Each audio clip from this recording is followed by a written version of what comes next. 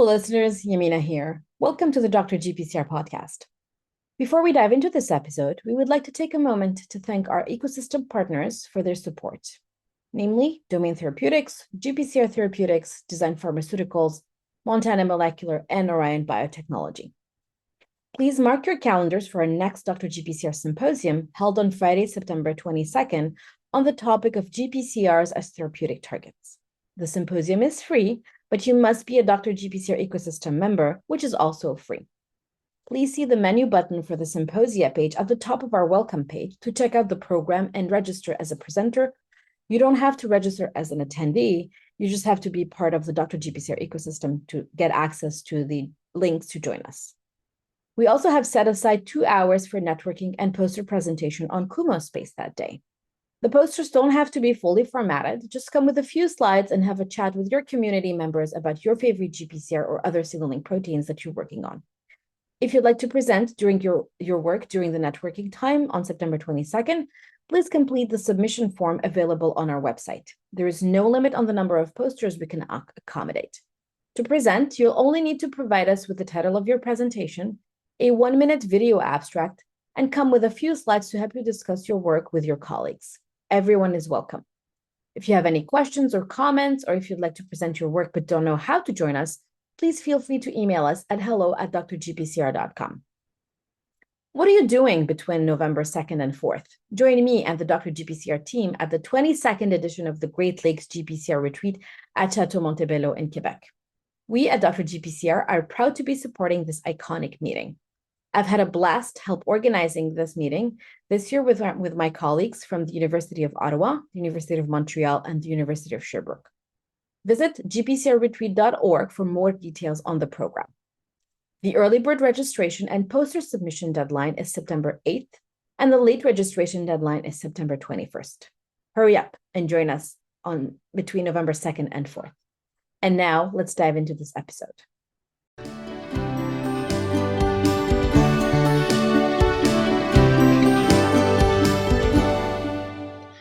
Hello, everybody. This is Yamina from Dr. GPCR. And this afternoon, I'm very excited to have with me Dr. Kaavya, Krishna, Kumar. And before I say hello and let you place a word, I just want to let everybody know that we've had maybe 20 minutes of chit chat and we had a great time. So everybody listening to the podcast is kind of embarking on our conversation. Kaavya, welcome. Hi, Yamina. Thank you so much for having me.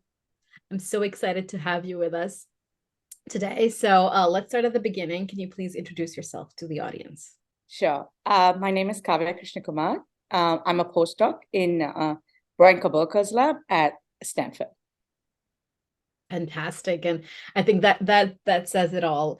The other thing that says it all is your presentation that you gave. Actually, you presented twice at the Dr. GPCR events, and I always loved how you make it seem like a walk in the park, what you're working on. And I know that's it's really not kind.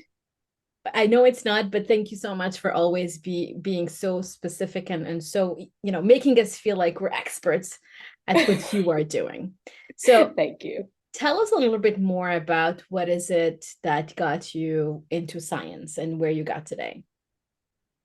So it's sort of interesting in my house when I was growing up, my parents sort of have this absolutely incredible way of talking about everything kind of scientifically, right?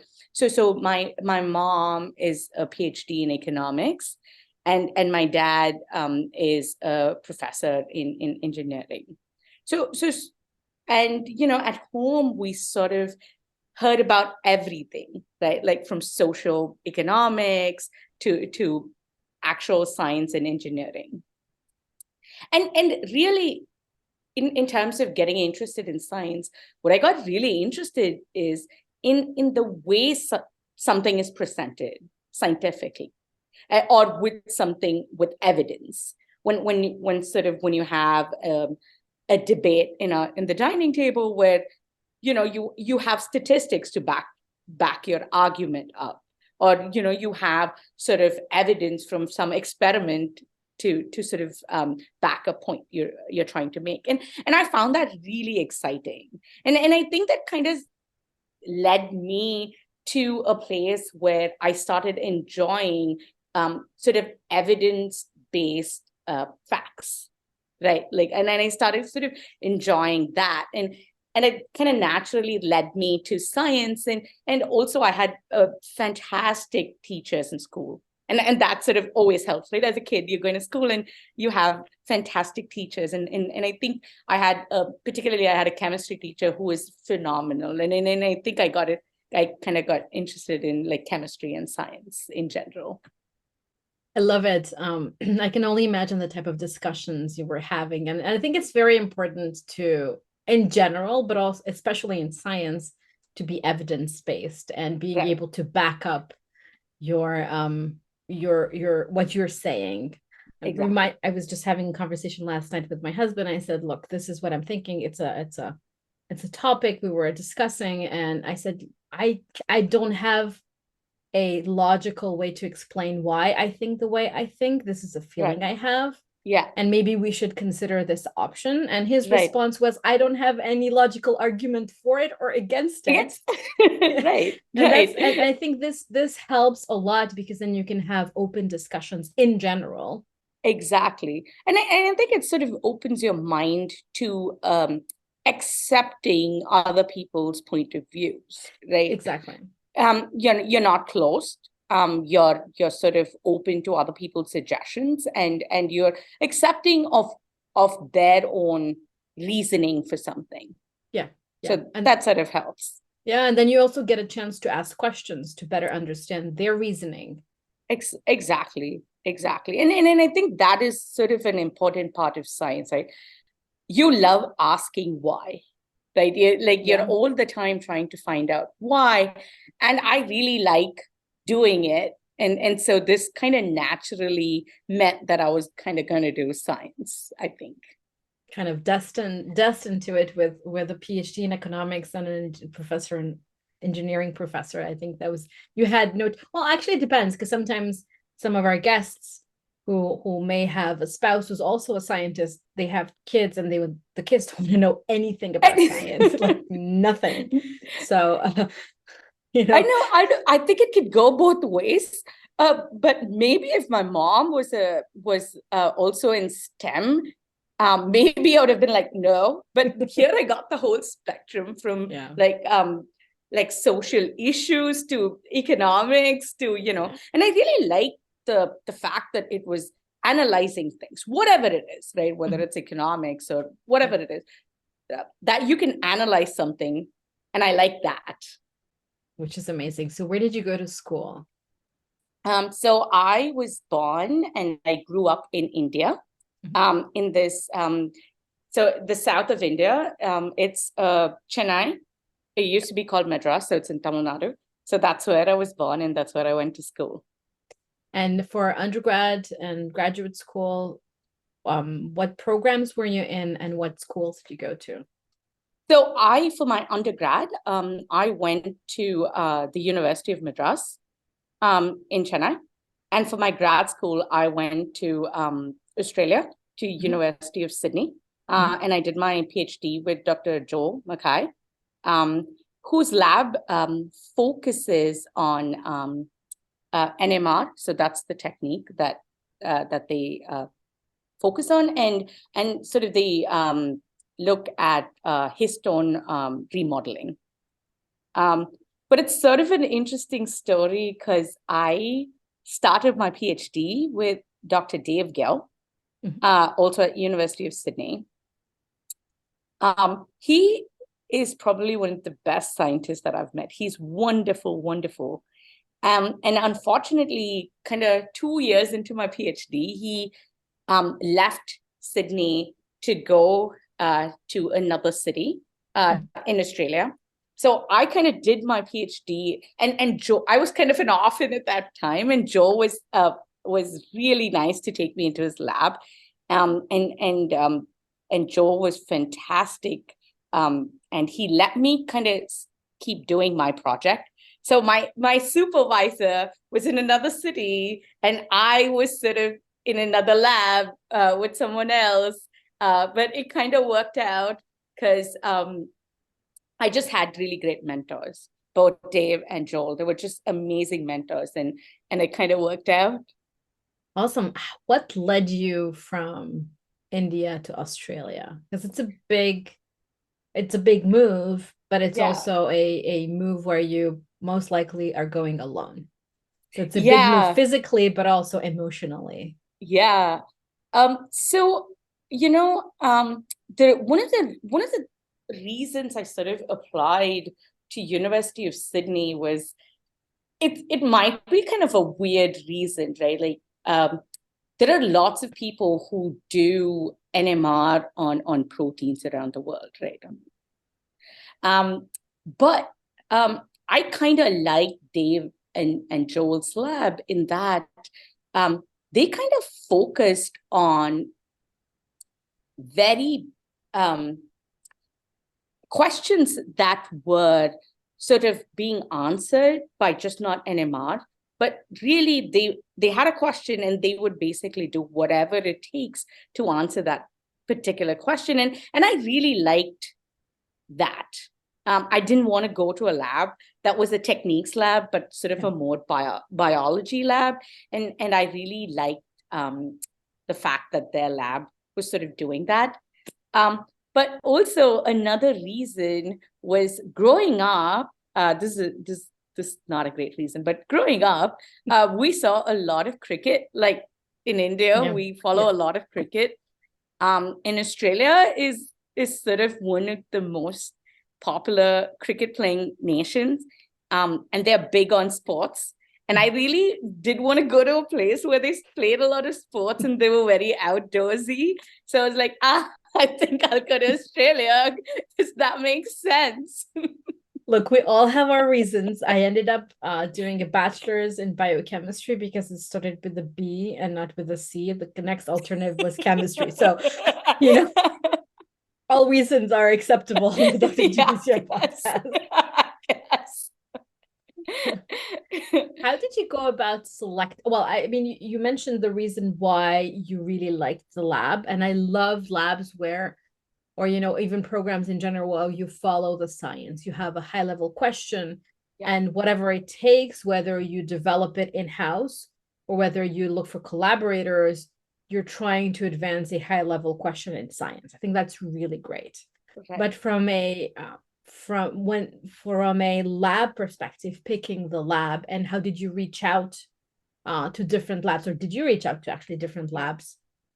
So this is sort of, I think, a really difficult thing to do, right? To picking the right lab is sort of, as everybody knows, is probably the most important thing, which is really going to change for some, even whether I'm going to stay in science or not, right? Depending upon the experience. So in Australia,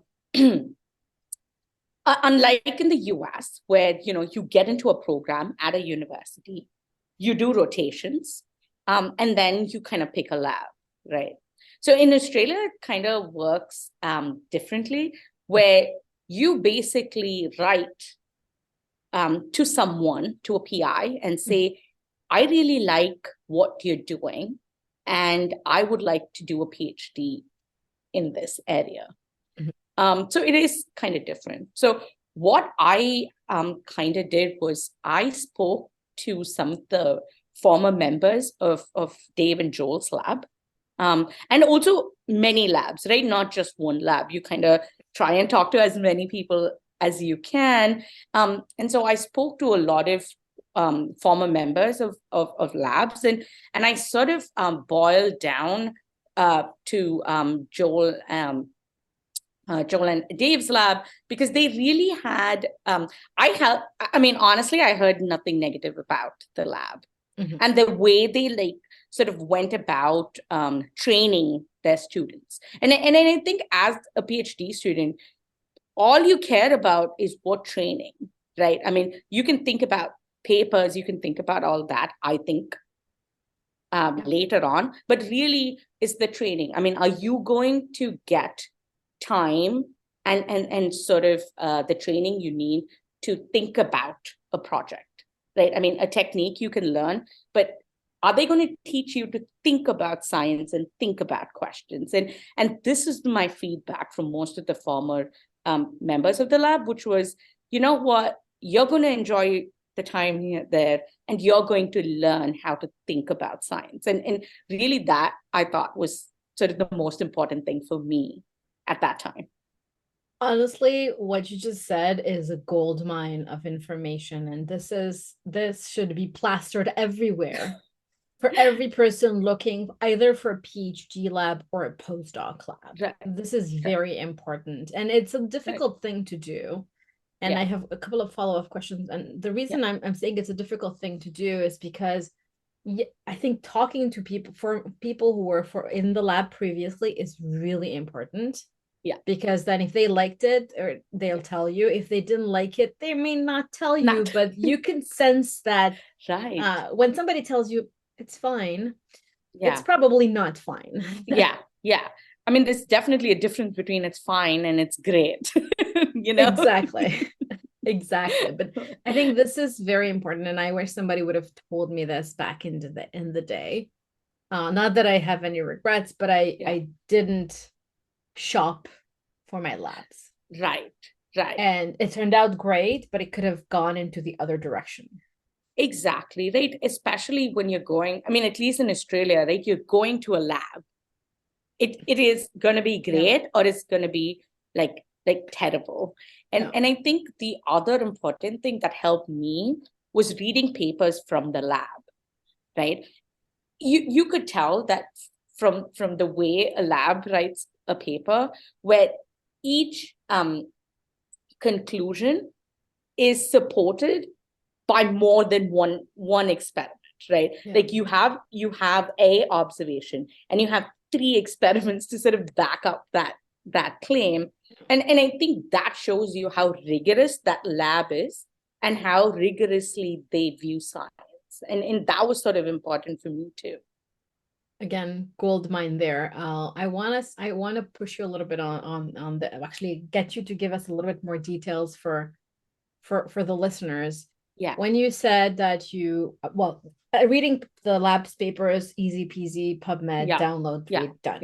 Yeah. You mentioned reaching out to a lot of people, not only from Joel and Dave's lab, but other labs as well.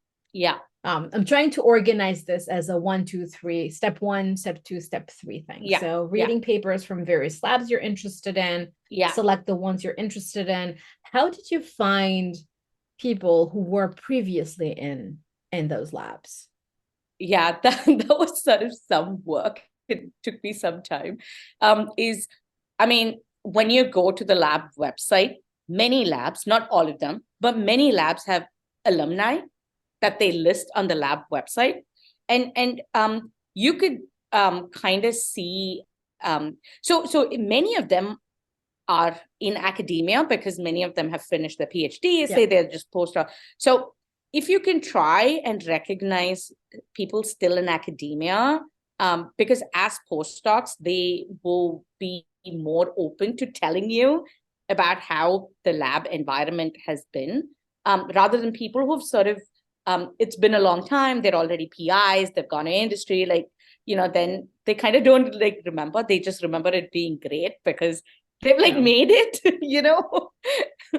So it's kind of important to go and look at the alumni and sort of see recent PhDs from the lab and kind of see if you can if they will kind of talk to you. A lot of cold emails, but that it takes some time. Then you crank out an Excel sheet, you make a list per lab, try and dig out email addresses, and then have a template. Yeah, exactly. Bang, bang, bang. Just don't forget to change the first name or the doctor last name.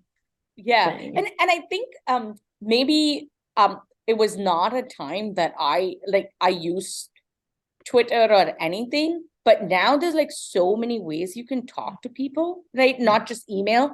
You could try and reach out to them on LinkedIn or Twitter, or I think there are more avenues to do it. Yeah. But it is time consuming, but I think it's worth it, right? Obviously. I think I totally agree with you. It is worth it because the PhD is what, depending on where you are in the world, anywhere between 3 to 6 years. Yep. And you really want to be supported. You really want to learn, and you Right. want a PI who can give you his or her time. Correct. And they can give you also all the support that you need. Right. And that will make them successful and make you successful, because you're going to get better at doing science and delivering the results to get those papers out. Absolutely. I think that is sort of an important, take your time, I think, Yeah. to do it. Yeah. And I think a little goes a long way. So one day you create that Excel, the other day you create a folder with per lab PDFs. You name them properly so that you can find them, not Exactly. numbers.pdf. Yeah, absolutely. I think I mean, for me, I think it really helped me. And I think I learned a lot.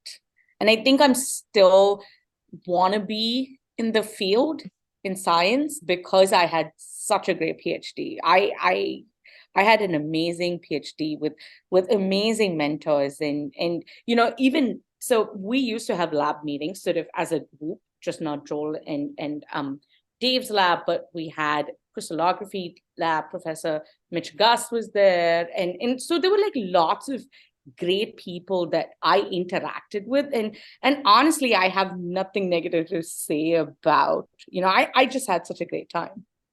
That's great. How was it? Well, since you had a great time in the lab and everybody was, you were able to have these discussions and learn and everything. Yeah. I guess that also helped adapting to a new country. Yeah. It's interesting because I didn't kind of feel out of sorts. I'm actually quite, I talk a lot. So I kind of talk to people a lot and very quickly. So I didn't kind of feel out of sorts for a long time, I think. I made like really great friends in the lab. I would say still some of my closest friends are from the lab. So they made me feel very welcome. And I think because I kind of talked to everyone, it was kind of easy to like sort of talk to people. So that was I think that helped. Yeah. And it's your bubbling person. It's your bubbly personality. Oh, thanks. You mentioned that you learned a lot about how to think about science, about how to ask questions during your PhD. Yeah. Is there anything that either Dave or Joel taught you, other than asking questions and being very scientific, that you took away from your time as a PhD and you translated it into your everyday life or your postdoc? I think one of the things I think I learned from my PhD, generally as a lab as well, is different people work very differently. And I think I kind of understood that because different people work differently, different people probably get different ideas. So it is always nice to discuss with a lot of people. I mean, I'm not saying you should take everybody's opinion, but I'm saying it's kind of nice to hear everybody's thoughts out. And that has sort of helped me in like a lot of aspects of my life, because everybody gives a different perspective. And that I think in general, because we were such sort of very diverse lab, it was a very diverse lab. And I think that helped me to sort of like talk to different people about things and sort of get their views. And that I think helped me a lot. And I think I still do it. I mean, there are people that you trust and you will ask them questions. And I think I kind of still do that in the lab and outside. Yeah. And I think it's we started the conversation with the discussions at the dinner table that are very fact-based and scientifically backed reasoning behind it. And I think that translates pretty much into what you just said is you have those people with whom you had the opportunity to have these debates. Everybody Yeah, brought their opinions, but also were able to back it up.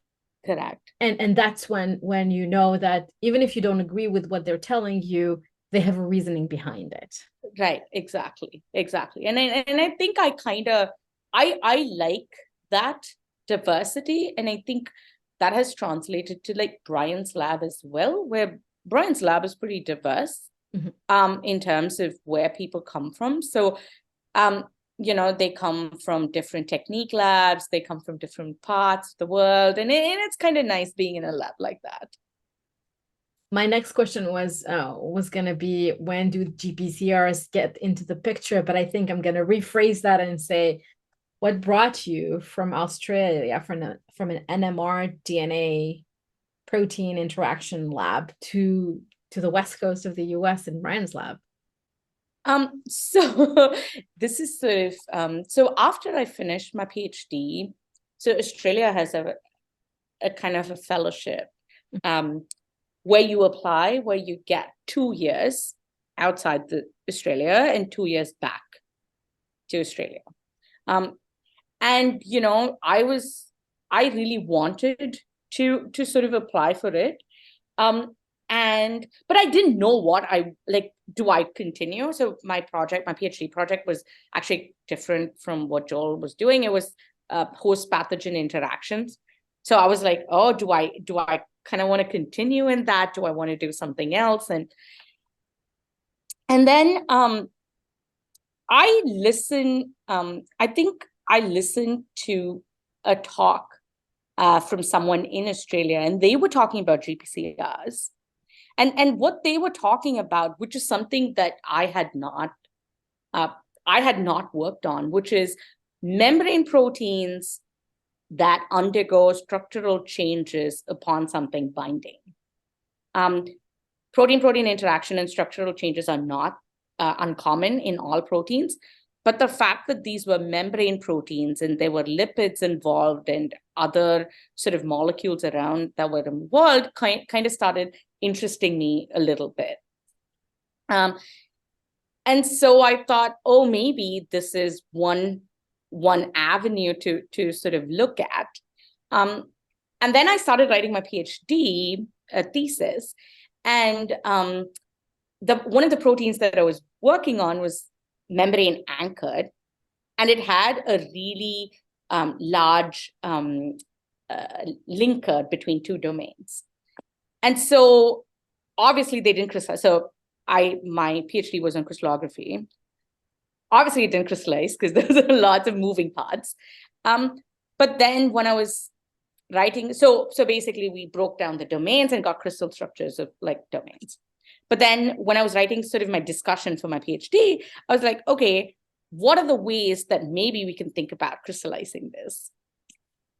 And then, so I was looking at literature about what people do for, getting structures of long linkers and things like that. And then I saw a paper from Brian's lab, which was a few years ago, which was about using T4L to stabilize these to getting crystals so that to get around this long linkers. And I was like, oh, this is really interesting. So I was anywhere close to working on GPCRs, but I actually did that. I think that was the first time I heard about Brian and sort of actually cited his paper in a non-GPCR thesis because I was kind of thinking about what I can do to crystallize it. Yeah. So I think the first time I heard about GPCRs, and then I started sort of reading about GPCRs, and then I kind of got interested. Yeah, hooked. Yeah. All I had in mind while you were mentioning the paper is how to get something to stop the wiggly parts from moving. Yeah, you can actually crystallize it. That was the whole thing. That was basically what I was trying to do. This thing is like too fidgety. Let's just and I was thinking, oh my God, that is so smart. That is such an elegant solution. Why didn't I think of that?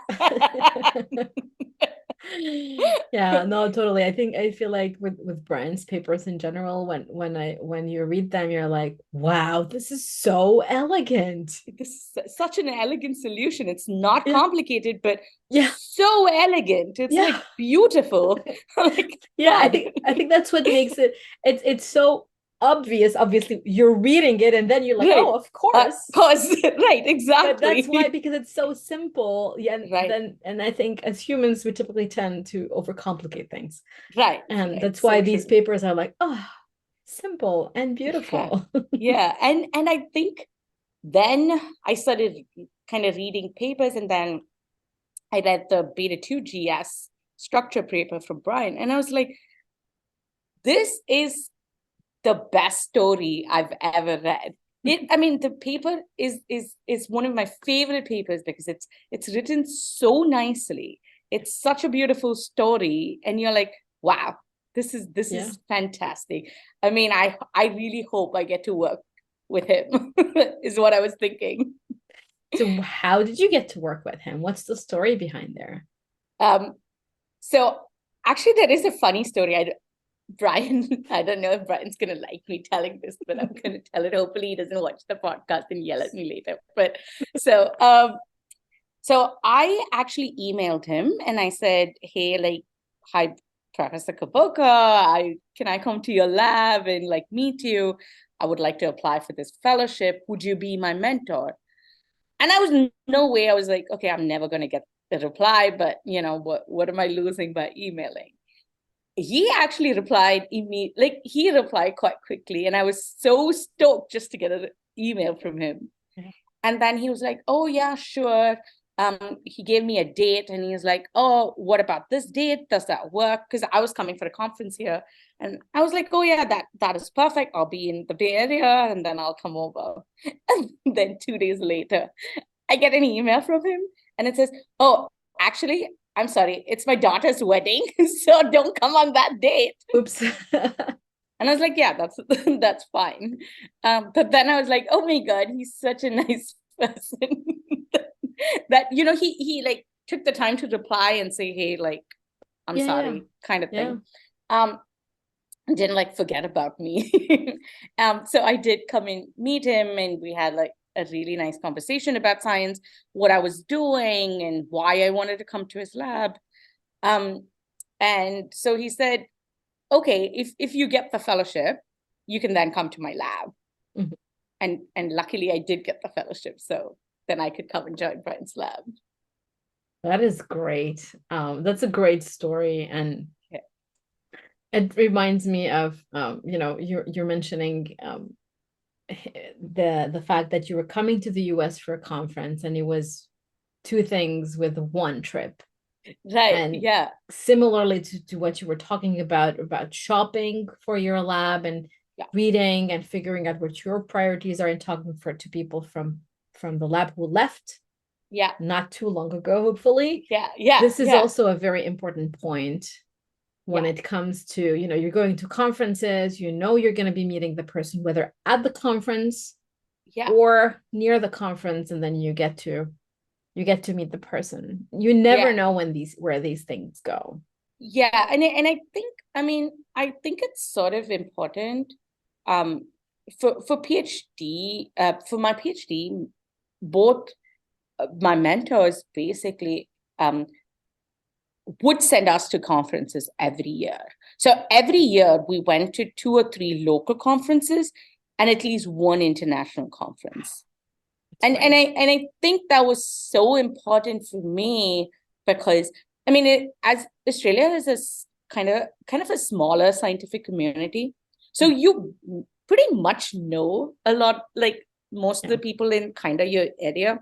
So coming out and seeing what other people did and how labs are run in other countries was kind of interesting. And I'm really thankful that I was able to go to conferences and sort of and see this as a PhD student. I think it's very important to be able to go to these conferences. And it's sometimes hard because sometimes PI say, oh, you need to have a poster and you're Yeah, at the beginning. But I think it's good that you go at least to a local one to start with as yeah, a yeah, tourist, yeah, just to get a correct. sense for it. And then if you Yeah, go for For an international one, you have a poster, and then you get the opportunity to talk to people. Talk to people. Absolutely. So you get the fellowship, you move to Brian's lab, then what next? So again, I think, I mean, I know I keep saying this, but I have been very, very lucky with the labs that I've been in and the mentors I've had and the people in the lab. So as soon as I came to the lab, obviously I had never worked on GPCRs. I hadn't worked on membrane protein, so I didn't know where to start. But there were really great people in the lab who you could go and talk to and talk about their research and sort of talk about what they do and try and see if you can formulate a project from it, and or a small project where you can start learning. It does not have to be something like humongous with big biological questions, but just start somewhere, just because you've never been in this field. And I think I have been lucky coming into Brian's lab because there were great people in the lab. I was sitting next to Hideaki Kato. There was Daniel Hilger. There was Matt Muserio. There were so many people who are absolutely great scientists and who are willing to help and who are willing to give you their time, which I think is, so as a postdoc, is the one thing you do not have is time, right? Exactly. And all these people were there and willing to give you time. And I think I bugged Daniel so much about projects, and he's a great scientist. So we had really good discussions. And then sort of you kind of settle on a project. And, you talk about what are the gaps in the field. You talk about gaps in the lab. Like, is there a technique that we want up and going in the lab, which will be useful? So things like that. And I sort of started then working on the cannabinoid receptor. The lab already had a really nice sort of project on the mu opioid. With the Ashish and Antoine. So sort of the idea was, okay, can we think about another receptor which would also be involved in pain modulation? And can we then target the cannabinoid receptor? What can we learn about it? So my first project in the lab was working on the cannabinoid receptor and trying to see if I can get a CB1 G protein complex structure. Cool. And then the next question is, what is your favorite GPCR? But I'm waiting for you to tell us what other GPCRs have you been working on? So then you can tell us which one is your favorite. Oh my God. I don't know if it can be a family. It can be, people feel very obliged to answer and give an answer to a GPCR. But let me bust that myth. It can be a G protein, it can be an arrestin, it can be anything associated with GPCR signaling. It can be a phosphorylation motif like Andrew Tobin had, or anything related. It's just that I figured putting in all these choices in the episode outline was just too much. So I work on cannabinoid receptors. I work on the glucagon receptor, which is a family B. Yeah. I work on metabotropic glutamate receptor, which is family C. Okay. Obviously, we work on G protein complexes. I've worked on GRK phosphorylation. I have not worked on arrestin, so I'm not going to say my favorite molecule is arrestin because I haven't worked on it. Could be because you want to work on it. Yeah, maybe that's what I will say arrestin. That's a good idea, because then I don't want to offend any of the other proteins that I've worked on and say that's my favorite. You didn't pick any of us. No, right.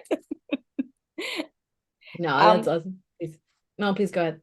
No, I was just going to say, so it's sort of hard to pick because there are aspects of every GPCR and effector interaction that is so interesting. So it's kind of hard. So I'll pick arrestin because I've Yeah, never I worked on love it. it. I think anyone who talks about their favorite protein's feelings is a Yeah. true somehow a true GPCR person, because Like, I'm totally the same. Like in my mind, it has a personality right. and it's a cell context dependent. So Yeah. do not make the GPCR angry because it will not do what you want. Yeah, then it's never going to work. So I'm not going to pick anything because I love other things. That's phenomenal. That's really phenomenal. Um, if you had to pick, and I'm gonna try and make you say something around, if you had to pick one of your favorite interactions or anything that you've worked on that you really enjoyed working on as a project, because either it worked very well from the get-go, which it's highly unlikely typically in Yeah, science, or because it was hard but then you figured it out, something that you feel like is worth mentioning, something memorable. it's so funny when you started with I'm gonna let you to pick.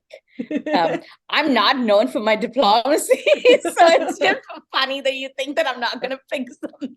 Pick something, please.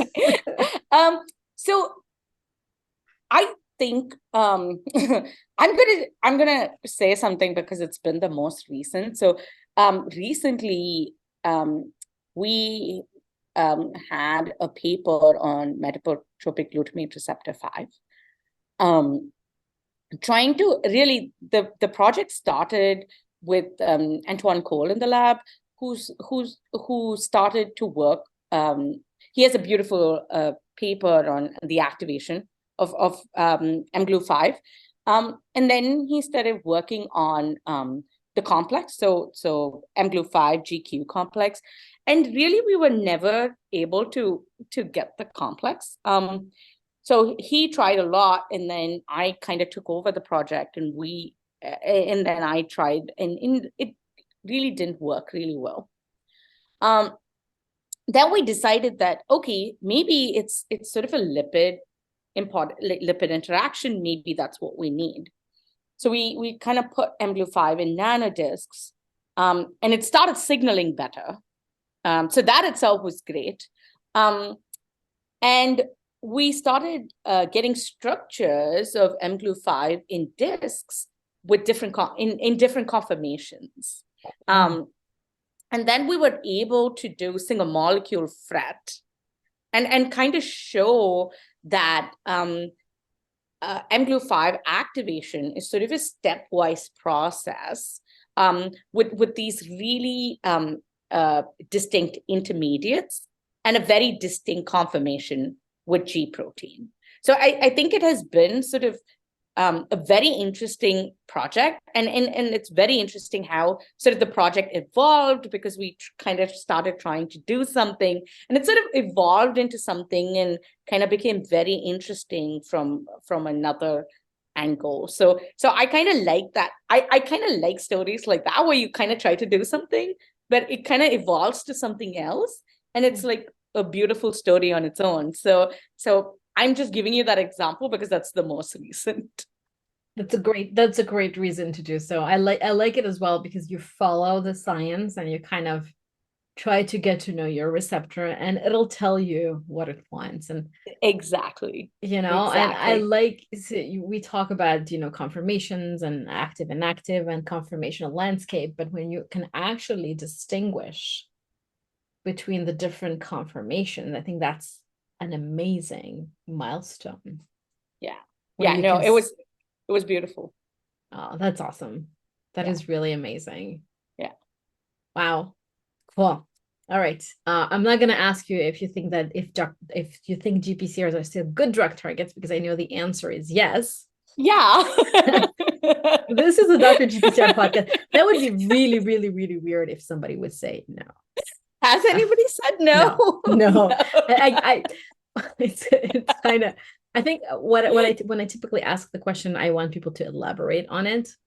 And people do, and it's always a very strong yes. Yeah, sure. On a Because GPCR podcast with GPCR scientists. exactly, that would be really interesting if somebody would say, well, actually, no, we should all be working on kinases. Top everything. I agree. Important proteins, but not GPCRs. Yeah, right. All right. So one last more scientific question, and then we can go into the inspiring young scientist segment. Although actually, I think we inspired them from the get-go about when you talked about how you picked your labs and what was the strategy behind it. All right, last more scientific driven question. Out of the project that you worked on, or in general in science on GPCRs, what do you think is the information that we're still missing to better understand conformation and function relationships in GPCRs? It's a loaded one. It's a loaded question, right? So a lot of things that has come out, I think, has been where receptors have been purified. They have been, I mean, and this, all of us do it, right? Obviously, but I think a lot more work on in-cell dynamics, or like tracking how important is lipid environment, how important are other effectors. And I think questions like that sort of interest me. And I think that is something maybe I know more work has started going into it. And I think maybe that is an avenue that hasn't been explored a lot. And I think I would like to explore it more. Yeah, and I completely agree with you. I think it's more of a technology issue. Yes. Yes. Than anything else. I think we're all Correct. thinking about what happens in the cellular context, in a native cell context, in a native healthy versus disease cell context. Right. I was at the Gordon conference in June in Switzerland, hence my image that I put in your head before we hit record. Yes. And there was a lot of questions. Well, there was a couple of talks around signaling from the Golgi and signaling from, intracellular compartments. And I don't think we've answered the question is like, why is this important? Right. And I think I would like to do more signaling in cells and kind of understand why, we were doing a project on the glucagon receptor where we found that glucagon receptor, GCGR, turns over G protein much slower than beta 2 in our hands, but that is not the case in vivo. So if that is the case, are there other effectors? Why is that? And sort of go into more about the environment that sort of is around the receptor. And I think that sort of interests me. And I think that would be something that I would like to study more. And like you said, it's a technology. You need technology to do that. And I think hopefully we're getting to a place that we can actually do it. I hope so too. If you had a magic wand and you were able to visualize anything in the cell or in a GPCR's environment, what would you be looking for? Oh, wow. Okay. It's not on the list. It just came up. Yeah, I know. What would I look? You know what I would really like? I've thought about this. If I could kind of witness how you have a GPCR in sort of the apo state, and then there is a release of neurotransmitter, let's say, that kind of floats and kind of binds your receptor, and then something happens. I would like to see what that something is immediately after ligand binds, and how long it takes the ligand binds, and kind of see the process. I think I'd be kind of interested to do that. That sounds like fun. I'm imagining the thing, living the thing in two separate planes. Yeah. One when you're with a timer, looking at the Yeah. ligand coming to the GPCR and timing when things are happening. And Yeah. then two, when it is actually your cells and you're experiencing the effect In fact, of it, yeah. Wouldn't that be great? I think that'd be great. That'd be fantastic. All right. Yeah. No more magic wand questions. Okay, good.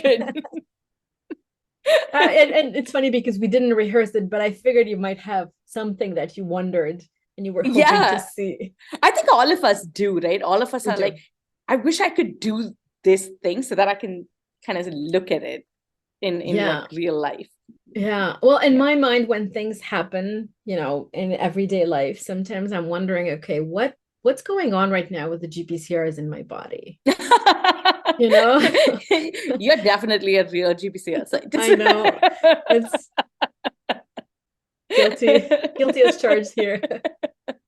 And it's funny because when I think about these things, it's in my head and I'm like, okay, so this happened physiologically. This is the consequence of this event. But I wonder what GPCRs are getting active. And it's horrible because I try not to, but it's still the thoughts keep, imprinting. That I think that's really funny, but I think we always do this, right? When somebody you go to the hospital or you get a medication, you immediately are like, ooh, I wonder what GPCRs this binds to, or it activates, or does it? And then you go like look it up, and it's quite embarrassing, but I do that all the time. Me too. I have a funny story. So my oldest wasn't feeling well, and it was the weekend. So where do you go? You go to the emergency room, and so we get in. He's a child, so we get in, and before even seeing the doctor, they come with a pill, put it on it's a stomach bug, put it on your tongue. 5 minutes later, the kid is fine.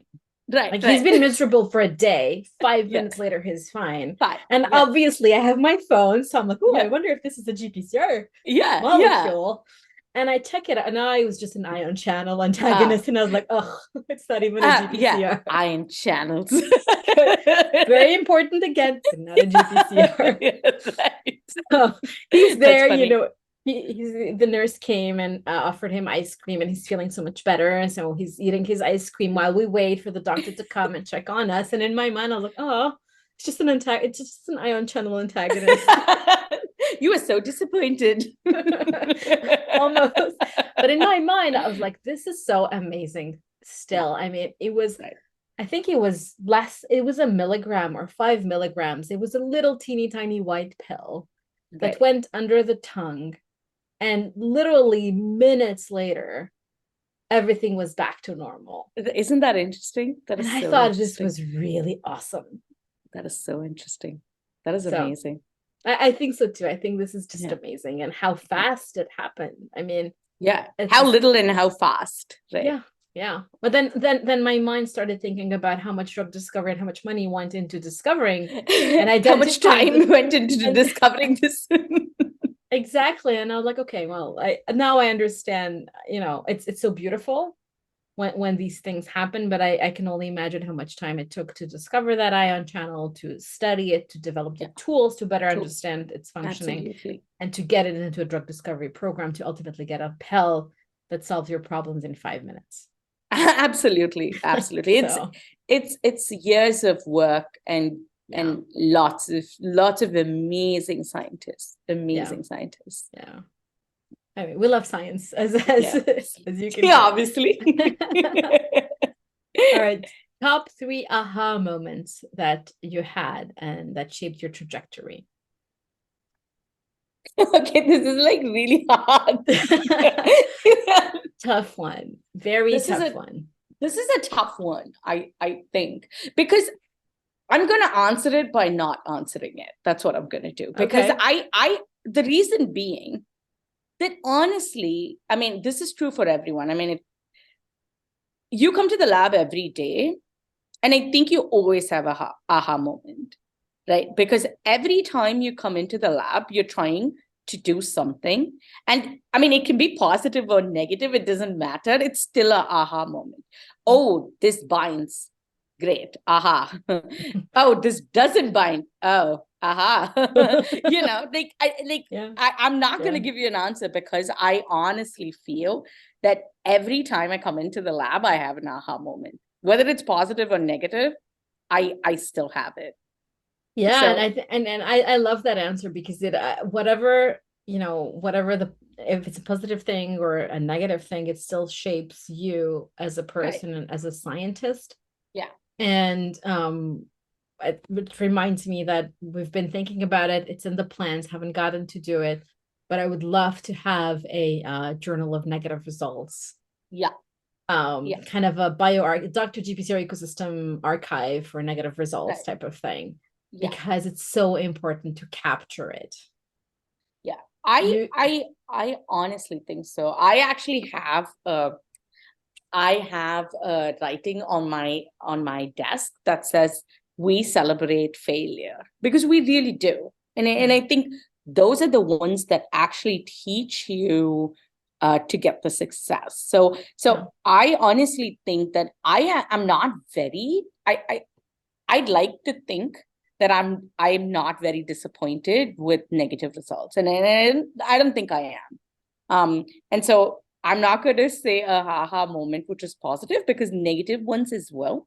And those, like you said, absolutely shape what you're going to do, and how that project or that science is going to go. Yeah. Yeah. And then you can ask the question why. And then Yeah. you can ask the question, what now? Right. Exactly. Exactly. So So so my aha moments have been both. that's phenomenal. All right. Last but not least, any additional advice for young scientists aspiring to contribute to the field? Again, tough one. Advice. What has I can tell you what has helped me, and that might or might Perfect. not help other people, but I think for me, what has really helped me and kept me going is that I am not, I again, I think I'm not flustered if things don't work out, because I feel that things will eventually work out. So if you have a project that is not going well, that just means that you are in line to discovering something amazing. So Yeah. I think losing heart is one of the worst things you could do with in science, because things take time, because things are complex, and you discovering them is the best thing that you can do. So not to get flustered when things don't work out. Yeah. And I think that has helped me, because I kind of keep telling myself that. And everybody works on their own time. Just because something works out for someone, it doesn't mean it should work out for you at this specific time. So just enjoy the process. I keep telling myself this, I honestly do.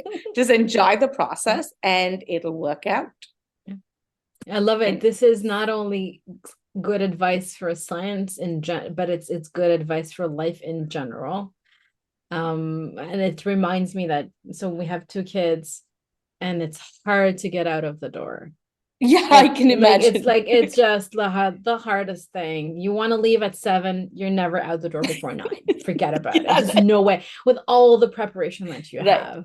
right, And for a long time, especially in the beginning, in my mind, I was getting nervous and telling myself, oh, we're wasting time. right, If we would have left on time, the fun would have started already. right, Because in my right, mind, the fun right, was only at the destination. right, right. And this led to a couple of years of our frustration, until I realized that Yeah, the entire process of preparation and, brushing your teeth, finding your shoes, right, getting dressed is the fun part. The entire right, experience it is. right. And getting out of this example, I think in science and in life in general, is when I think about my career as well, the best things happen after something negative, something that I perceived negatively Negative. happened. And I perceived it negatively. I didn't think of it as an opportunity. Yeah, yeah, right. And it's hard because you're disheartened. Something that you perceive as negative just happened. Right. But if you can tell your emotions to cool it, yeah, take right. a step back and go back to the logic and say, okay, right now I am in this situation. Here are the pros, here are the cons. Right. This is where I want to go. What can Yeah. I do to control the situation? Right. And make the best out of it. Right.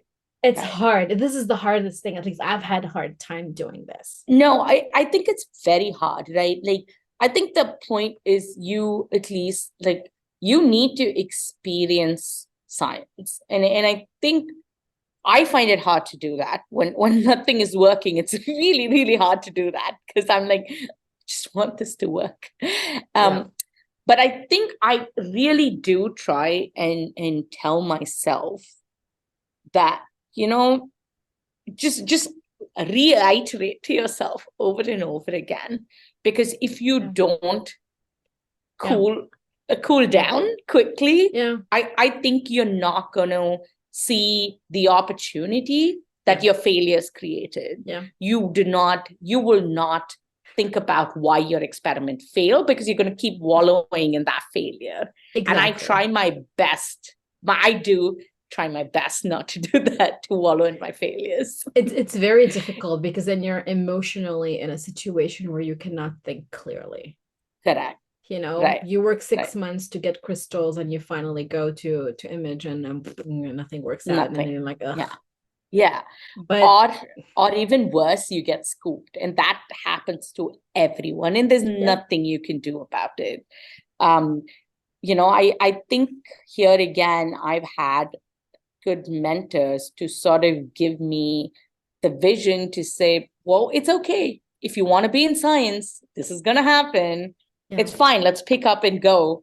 And it's happened to me in Brian's lab, and Brian said, that's okay. Let's pick up and go. It'll be something else you can do. Exactly. So, it is really, I think in general, like we were talking about before, having the mindset to just experience science and sort of really try and get the best mentors that you possibly can will really enhance your experience in this field, I think. I think so too. And I think one thing that's important to point out, it's okay to feel sad. Yeah, right. It's okay to cry.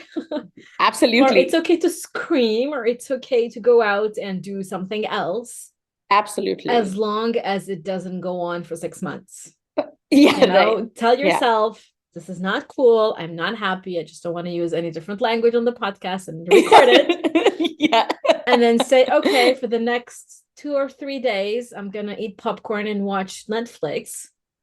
Yeah. And after that, I'm going to pick myself up and go back to the drawing board or, do something. And I think that's important to point out, that it's okay to feel your feelings. If you feel like your head is spinning, then just give it time. Like, bring it on, Absolutely. Like I think the day that I remember the day, so we were working on something, we were scooped.